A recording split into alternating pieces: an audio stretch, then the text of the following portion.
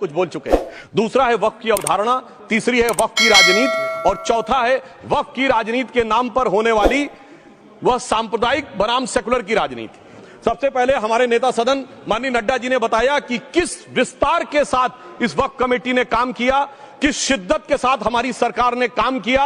और चाहे वक्फ कमेटी के जेपीसी के चेयरमैन हमारे उस सदन के सदस्य जगदम्बिका पाल जी रहे हों, हमारे मंत्री जी रहे हों, सबने जिस शिद्दत से काम किया है, तो उनके लिए मैं माननीय प्रधानमंत्री जी अपनी सरकार की तरफ से कहना चाहता हूं कि उन्होंने एक इबादत के भाव से काम किया है। तो मैं कहना चाहता हूं इबादतों की तरह मैं ये काम करता हूं, अपने फर्ज को झुककर सलाम करता हूं, फिर भी आप खिलाफत कर रहे हैं तो तेरी मुखालफत से निखरती है शख्सियत मेरी। मैं सियासी दुश्मनों का भी बहुत एहतराम करता हूं। तो इस एहतराम के साथ मैं अब आगे का बयान शुरू करता हूं और मैं ये बताना चाहता हूं कि एक बड़ी सिंपल सी बात है जो अभी माननीय नड्डा जी ने भी कहा। दुनिया के तमाम मुस्लिम देश बता दिए, इस्लाम की धर्म स्थली सऊदी अरब, सबसे बड़ा मुस्लिम देश इंडोनेशिया, जहां खलीफत रही वहां टर्की, और जहां आईएसआईएस का इलाका वहां इराक और सीरिया, वहां कहीं भी कुछ भी नहीं है ऐसा, फिर भी हमारे यहां क्यों है कैसा। तो मैं कहना चाहूंगा सभापति महोदय, एक हिंदी में कहावत होती है, नया मुल्ला प्याज ज्यादा खाता है, परंतु यहां तो जो गैर मुल्ला प्याज बहुत खा रहा था और इतना खा रहा था कि आंसू निकल रहे थे गरीब मुसलमान के भी और देश के भी। इसलिए मैं कहना चाहता हूं सभापति महोदय, अगर छोड़ दीजिए भारत की बात करिए, तो क्या ऐसी कोई शक्ति सिखों के पास है, ईसाइयों के पास है, यहूदियों के पास है, पारसियों के पास है? नहीं है। छोड़ दीजिए, इस्लाम के अंदर आइए। अगर इतना भाईचारा है तो ये सुन्नी वक्फ बोर्ड और शिया वक्फ बोर्ड अलग क्यों है मेरे भाई? जमीन पे एक दूसरे पे एतबार नहीं है, सिर्फ सियासत के लिए साथ में आने की बात है। ये भी जरा सोचने की बात है। और जो अकलियतों में भी अकलियत है, आगा खानी है, बाकी है, जो बोहरा है, उनकी तो कोई गिनती नहीं है। हमारी सरकार ने पहली बार मुस्लिम समाज के अंदर भी ईमानदारी से सबको समान प्रतिनिधित्व देते हुए एक नई सुबह के नए वक्फ का आगाज किया है। इसके लिए मैं सरकार को बधाई देना चाहता हूं। और सिर्फ ऐसा ही नहीं है, मुस्लिम समाज के अनेक लोग इस प्रकार के नियमों से बहुत प्रभावित हुए और बहुत प्रताड़ित हुए, जिसके अनेक उदाहरण बहुत लोगों ने बताए होंगे। मोहम्मडन एजुकेशन सोसाइटी कोल्हापुर का केस है, ईदगाह मैदान हुबली का केस है, जिसको सुप्रीम कोर्ट ने साफ साफ उसको हुबली धारवाड़ म्युनिसिपल कॉर्पोरेशन को वापस कर दिया। अनीसा अयाशा वर्सेस तमिलनाडु वक्फ बोर्ड का केस है, तेलंगाना स्टेट वर्सेस मोहम्मद मुजफ्फर का केस है, हिमाचल प्रदेश वक्फ बोर्ड वर्सेस ख्वाजा खलीलुल्लाह का केस है, और सभापति महोदय ताजमहल पर भी दावा कर दिया गया। अब तो मैं पूछना चाहता हूं, और सुप्रीम कोर्ट ने अपने जजमेंट में कहा कि भाई शाहजहां के जमाने का लिखा फरमान लेके आइए, तब हम मानेंगे कि इस पे कोई दावा है या नहीं। आप सोचिए कि अगर ये वक्त का कानून इसी ढंग से चला होता तो क्या होता। अभी हमारे जॉन ब्रिटास जी और मनोज झा जी ने बहुत सारी बातें बोली थी। एक प्यास की बात बोली थी, उन्होंने उड़ीसा के ग्राहम स्टोन्स का जिक्र किया था, तो उसमें तो कांग्रेस की सरकार सीबीआई की इंक्वायरी नहीं कर पाई थी। मगर जब ताजमहल का उल्लेख आता है सभापति महोदय, तो एक प्यास मुझे याद आ जाती है। जब शाहजहां जेल में था और दूर से उस ताजमहल को देखता था और उसे सिर्फ एक सुराही पानी मिलता था, और उसने औरंगजेब से कहा एक सुराही पानी और भिजवा दो, तो जानते उसने मना कर दिया। तो दुखी होकर शाहजहां ने फारसी में लिखा, ए पिसर तू अजम मुसलमानी, जे पिदरे जिंदा आप तरसानी, आफरीन हिंदुआन सदबार, जे देहंद पिदरावा मुर्दा देवम आप। मतलब तू कैसा मुसलमान है जो जिंदा बाप को पानी के लिए तरसा रहा है? तुझसे तो आफरीन 100 बार उन हिंदुओं को है जो पितृपक्ष में मरे हुए बाप को भी पानी देते हैं। और सभापति महोदय, मैं बताना चाहता हूं कि ये हमने ईमानदारी से मुस्लिम समाज के कल्याण के लिए बात की है, क्योंकि एक तरफ खड़ा हुआ है ईमानदार मुसलमान जो शराफत के साथ ईमान को गले से लगाए हुए हैं, और दूसरी तरफ कुछ चंद सरमाएदार हैं जो उस अमानत में खयानत करके शरारत के साथ उसके झंडा बरदार बनना चाहते हैं। तो ये मुकाबला किसके बीच में है? ये शराफत अली और शरारत खान के बीच में मुकाबला है। हमारी सरकार शराफत अली के साथ खड़ी है, हमारी गरीब मुस्लिम के साथ खड़ी है। ये गरीबों गुर्बत वाले गुर्बत अली और सरमाएदार वाले गाजी खान के बीच का इलाका है। मगर मैं कहना चाहता हूं महोदय, एक बात मैं बहुत स्पष्ट रूप से कहना चाहूंगा, इन जरूरतमंद मुसलमानों की लड़ाई के लिए मैं कह सकता हूं कि ये गरीब मुसलमानों के दिल की कसक और कट्टरपंथी वोट के ठेकेदारों के मन की ठसक के बीच में हमारी सरकार ने उस कसक का साथ दिया है, जिसके लिए मैं मानता हूं गरीब और पसमानदा मुसलमान निश्चित रूप से उनका आभारी होगा। हाँ, मगर जब इसकी बात आती तो भी माननीय खड़गे जी भी बोल रहे थे, माननीय संजय सिंह जी भी बोल रहे थे, मनोज झा जी भी बोल रहे थे कि साहब आपके यहाँ वो कितने पुजारी हैं और कितने किस वर्ग के पुजारी हैं। तो मैं उनको बताना चाहता हूं, केवल अकेले जूना अखाड़े ने पिछले साल 71 SC ST लोगों को महामंडलेश्वर बनाया। अरे आपको हमारे सदन में बैठे हुए बाल योगी उमेश नाथ जी नहीं दिखते? वैसे तो कहा जाता है जात ना पूछो साधु की, मगर मैं बताना चाहता हूं विश्व हिंदू परिषद के 50,000 से अधिक पुजारी ट्राइबल्स में जो शेड्यूल कास्ट है जो काम कर रहे हैं। मगर मैं हद अदब से पूछना चाहता हूं, बताइए मुल्ला, मौलवी, मुफ्ती, मुकर्रम, बारी, हाफिज में से कितने पसमंदा हैं? उसमें कितने जुलाहा, अंसारी, गौसी, बताइए मिरासी कितने हैं? बाकी छोड़िए, पसंदला बोर्ड में है क्या? अरे वक्फ बोर्ड में है क्या? इसीलिए मैं कहता हूं खुद मियां फजीहत, दूसरों को नसीहत।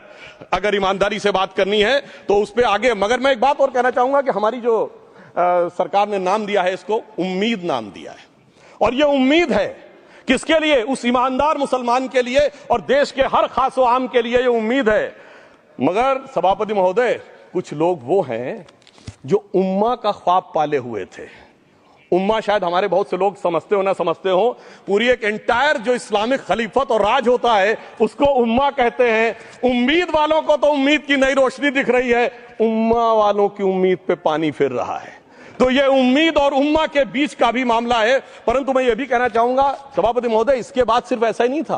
प्रॉपर्टीज के ऊपर, तमाम सरकारी प्रॉपर्टीज पे, जिसमें बहुत डिटेल में हमारे साथी लोग गए, मैं डिटेल में नहीं जाना चाहता। भोपाल का विषय, हैदराबाद का विषय, मुंबई का है, लखनऊ का है, पटना का है, बहुत प्रकार से है। माननीय लालू प्रसाद यादव जी का विषय जब बताया गया था तो बहुत ज्यादा हमारे मनोज झा जी बोल रहे थे, तो अब मैं उसके डिटेल में नहीं जाना चाहता हूं। सबने वो वीडियो देखा है। बस एक लाइन में उनके लिए कहना चाहूंगा, वो कुछ भी बोल रहे हैं, जिसे कहते हैं बिगड़ी बात बने नहीं, लाख करो किनकोए, रहीमन बिगड़े दूध को मथे न माखन होए। अब जो बोलना था वो बोल चुके, सबके सामने वो आ चुका। अब एक बात और है, दूसरे धर्म स्थलों के बारे में विषय आता है, तो मैं याद दिलाना चाहता हूं, केरला के कैथोलिक चर्च ने 31 मार्च 2025 को जो लिखा, सिर्फ उसकी लास्ट की 2 लाइन बोलना चाहता हूं। We request the central government to get the amendment bill passed as early as possible so that the tears of thousands of suffering people in the place like Munambam can be wiped out only by a legal amendment that can provide a permanent solution to their suffering. We urge all the MPs from opposition party to support the bill so that the historic legislation can become unanimous. मगर सभापति महोदय, ये अल्पसंख्यकों की बात करने वाले जब अल्पसंख्यक की बात आती तराजू पे तोलते हैं, किसका वेट ज्यादा है, किसकी धमक ज्यादा है, किसकी खनक ज्यादा है, फिर तय करते हैं कि माइनॉरिटी के साथ आना है, किस माइनॉरिटी के साथ नहीं आना है। और मैं एक और बात कहना चाहता हूं, तमिलनाडु के तिरुचेरी मंदिर की बात आई, यमुनानगर में गुरुद्वारे की बात आई, केरल में क्रिश्चियन कम्युनिटी की जमीन की बात आई। बहुत सारे लोग प्लेसेस ऑफ वर्शिप के एक्ट की बात करते हैं, तो as per places of worship act Tamil Nadu का मंदिर का तो स्टेटस नहीं चेंज हो सकता भाई। 15 अगस्त 47 के बाद किसी प्लेस ऑफ वर्शिप का स्टेटस नहीं चेंज हो सकता, तो वक्फ बोर्ड को क्लेम फॉरफिट कर देना चाहिए, because it is in contrast to the places of worship act. परंतु अब सुनिए, यही गुरुद्वारे के बारे में भी होना चाहिए। मगर सभापति महोदय, चाहे वक्फ बोर्ड का एक्ट हो, चाहे प्लेसेस ऑफ वर्शिप एक्ट हो, एक ही को फायदा होना है, जिसे कहावत में कहते हैं खरबूजा छुरी पर गिरे या छुरी खरबूजे पे गिरे, आखिर में कटना भगवे रंग के खरबूजे को ही होता है। अब मैं यह भी बताना चाहता हूं कि इन संपत्तियों के द्वारा जो कुछ हुआ, उन्होंने इतनी चीजों को लिया है, इतनी चीजों को लिया है। एक पुराना उर्दू का शेर है कि मिटे नामियों के निशान कैसे कैसे, और ये जमीन खा गई आसमां कैसे कैसे।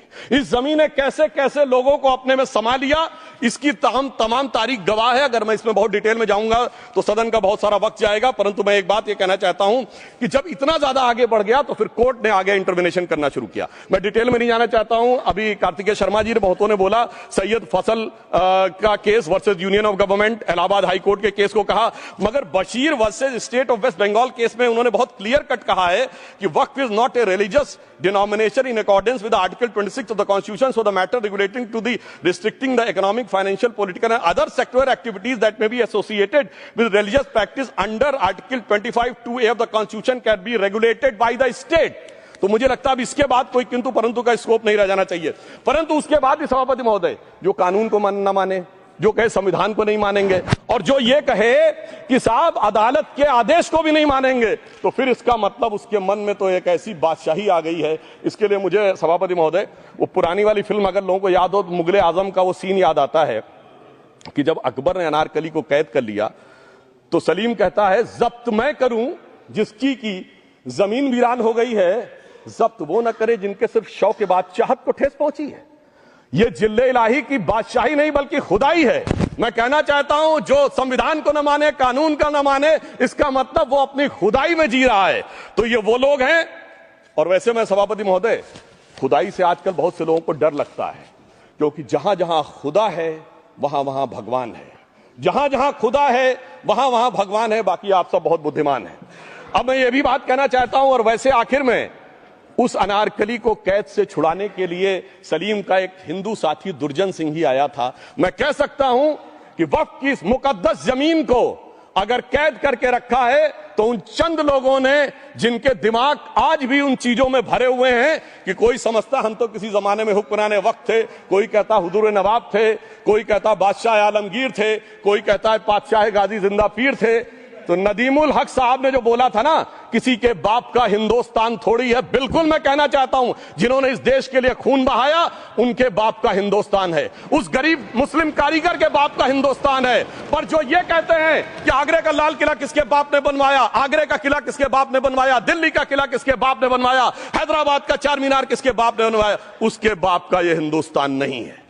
और उसके बाद भी जो आप करना चाहते हैं, अगर इस रास्ते में आप कांटे बिछाना चाहते हैं, तो उनके लिए एक लाइन कहना चाहता हूं सभापति महोदय, तेरी तमन्ना है पर हम खार न बोने देंगे, खार कांटों को कहते हैं, तेरी तमन्ना है पर हम खार न बोने देंगे, तुझे हम राह की दीवार न होने देंगे, तू सबको रौंद कर आगे जो निकलना चाहे हम तेरी इतनी भी रफ्तार न होने देंगे। और इसीलिए हमारी सरकार ने इस विषय के ऊपर एक सही और सटीक प्रयोग करने का प्रयास किया है। मैं दूसरी बात यह भी बताना चाहता हूं, हमारे डीएमके के तिरुचि शिवाजी ने अनायास अकारण यह बात बोली थी कि उस समय जब जिन्ना का उल्लेख करते हुए उन्होंने कहा कि पार्टीशन के समय, तो मैं उनके सुलभ संज्ञान के लिए बता देता हूं, 1946 की कॉन्स्टिट्यूएंट असेंबली में मद्रास प्रेसिडेंसी में 30 आउट ऑफ 30 सीट जो थी वो मुस्लिम लीग ने जीती थी, 95% ऑफ वोट्स, और एक भी मुस्लिम वहां के बाद बाहर नहीं गया। इसलिए मैं ईमानदारी से कहना चाहता हूं, फैक्ट को समझिए। और जो मद्रास प्रेसिडेंसी के मुस्लिम लीग के अध्यक्ष थे और पीजे पोकर साहब बहादुर और मोहम्मद इस्माइल, वही बाद में इंडियन यूनियन मुस्लिम लीग के अध्यक्ष बने, और उन्होंने 28 अगस्त 1947 को सेपरेट इलेक्टोरेट मांगे, जो कोई जाके कॉन्स्टिट्यूएंट असेंबली की डिबेट में पार्लियामेंट किया। आप वेबसाइट पे पेज नंबर 270 पे जाके पढ़ लीजिएगा। सरदार पटेल ने बड़े गुस्से में इस बात को कहा, अब जो हो गया सो हो गया, एक रात में दिल नहीं बदल गया, मगर अब देश के लिए कैसे आगे बढ़ना है उसके लिए ईमानदारी से आगे आओ। और खैर मैं अंबेडकर जी और पटेल जी के बहुत सारे वो कोट कर सकता हूं, सारी बातों को छोड़िए, मगर अफसोस की बात यह है सर कि अभी मनोज झा जी ने बोला था हम में से कोई शक है, कोई हूण है और ये करिए। अरे भैया, जमाने चले गए, अब जेनेटिक सीक्वेंसिंग का जमाना आ गया है। और जेनेटिक सीक्वेंसिंग ने क्या प्रूव किया है, दुनिया के सबसे बड़े मुस्लिम देश इंडोनेशिया के राष्ट्रपति आए थे और राष्ट्रपति भवन में उन्होंने डिनर के दौरान कहा कि few weeks back I got my genetic sequencing done and I was told that I am an Indian GDN. अरे साहब, कहां गुलामी की मानसिकता में पड़े हुए हैं सभापति महोदय। और यहां गुलामी की मानसिकता इस कदर पैबस्त है लोगों के दिमागों में। किसी सदन के एक सदस्य यहां विराजमान है, वो उस समय महाराणा सांगा का उल्लेख कर दिए। मैं ईमानदारी से कहता हूं, एक भी इंडियन सोर्स में इसका उल्लेख नहीं है, सारे के सारे फॉरेनर्स और लुटेरों के सोर्स में उल्लेख है। इसीलिए मैं कहता हूं, ये गुलामी के जिन्होंने गुलाम बनाया उनके सोर्सेस पे यकीन ना करिए। और वैसे थोड़ा सा आउट ऑफ कॉन्टेक्स्ट हो तो ये भी बोल दूं, हमारे सदन के बहुत सदस्यों को नहीं पता होगा, अलेक्जेंडर के आक्रमण का किसी भारतीय सोर्स में कोई उल्लेख नहीं है, पोरस नाम के किसी राजा का उल्लेख नहीं है, सिर्फ और सिर्फ ग्रीक में है। इसलिए गुलामी की मानसिकता से बाहर निकलिए, तब इन चीजों को आप सही ढंग से समझने में सफल होंगे। मेरा अब यह भी अनुरोध अपने सदस्यों के साथ है। वक्त की अवधारणा के बारे में बहुत कुछ बोला जा चुका है कि ये ओरिजिनली कहां से आया, पर मैं इतना कहना चाहूंगा, सबसे पहले वक्त का उल्लेख आता है जब ससनिड एम्पायर को खलीफा उमर ने कैप्चर किया, तो आज का जो सदर्न इराक है उसके इलाके को उन्होंने वक्फ डिक्लेयर किया और वो स्टेट के द्वारा कंट्रोल होता था। स्टेट के बारे में माननीय नड्डा जी ने अभी बताया कि बड़े बड़े देशों में किस ढंग से होता था। सर सैयद अहमद खान ने भी वक्फ को मूल इस्लाम का हिस्सा न मानते हुए इसके लिए मुजार शब्द कहा है, जो शरिया के अंतर्गत आता है, और इसी के लिए उन्होंने फतवा आलमगीरी को भी कोट किया था। और इसीलिए 1894 की जो प्रिवी काउंसिल का जजमेंट जो आया था वो वक्फ अल औलाद के खिलाफ आया था। मगर सभापति महोदय, 1906 में कलकत्ता कांग्रेस अधिवेशन में कांग्रेस ने प्रस्ताव पारित किया कि प्रिवी काउंसिल के जजमेंट में कुछ गलती है, इसे बदलना चाहिए, क्योंकि 1904 में जिन्ना कांग्रेस को ज्वाइन कर चुके थे। इसलिए मैं कहना चाहता हूं फिर 1913 में वो जजमेंट बदला कि हमारे सदन के बहुत से सदस्यों ने इस सदन और दूसरे सदन में बोला है, मैं एक सेंटेंस बोलता हूं लगेगा जैसे वही लोग बोल रहे हैं। वर्ड ये है, कोट है, since the bill was introduced to administer the Muslim law for Mussalmans so the question of public policy does not arise. लगता है जैसे हमारे कोई सदस्य बोल रहा हूं। सर, ये मोहम्मद अली जिन्ना ने अप्रैल 1913 में ही is use this word while moving the report of the select committee to the imperial legislative council. Sir, 1913 से 2013 तक भाषा ही नहीं बदली और आज भी भाषा नहीं बदल रही है। हमें ईमानदारी से, और उस समय यूपी और बंगाल ने उसका विरोध किया था, आज यूपी और बंगाल के लोग किस तरीके से साथ में है वो पूरी तरीके से दिखाई पड़ता है। इसलिए हम ये कहना चाहते हैं, हाँ, एक प्रश्न बहुत उठाया जाता है कि केवल मुस्लिम ही वक्फ को क्यों दान दे सकता, ऐसा वक्फ बोर्ड में क्यों संशोधन किया गया। मैं ईमानदारी से कहना चाहता हूं, ऐसा नहीं कि मैं इस्लामिक मामलों का बहुत बड़ा आलिम फाजिल जानकार हूं, मगर इस्लाम में बहुत साफ मान्यता है कि जो गैर मुस्लिम है उसकी इबादत अल्लाह कबूल नहीं कर सकते, उसकी दुआ कबूल नहीं होगी तो दान कैसे कबूल होगा। साहब, हम इस्लामिक भावना का सम्मान कर रहे हैं। हमारे अल्पसंख्यक मंत्री गए थे तो वो मदीना में एक डेफिनेट लेवल तक जा सकते, उसके आगे नहीं जा सकते। अगर इबादत की इजाजत नहीं है तो साहब जायदाद की इजाजत कैसे हो सकती है। मुस्लिम भावना का सम्मान है, और अगर है तो कोई मुल्ला मौलवी मुफ्ती मुकर्रम बारी आज आके बता दे कि कबूल हो सकती है दुआ, तो हम दान भी कबूल करने के लिए तैयार हैं। और तो और छोड़िए साहब, जब आप कहते हैं कि हर चीज हलाल होनी चाहिए, तो साहब हलाल करने की प्रक्रिया नहीं, हलाल करने वाला भी मुस्लिम होना चाहिए, तब वो हलाल होता था।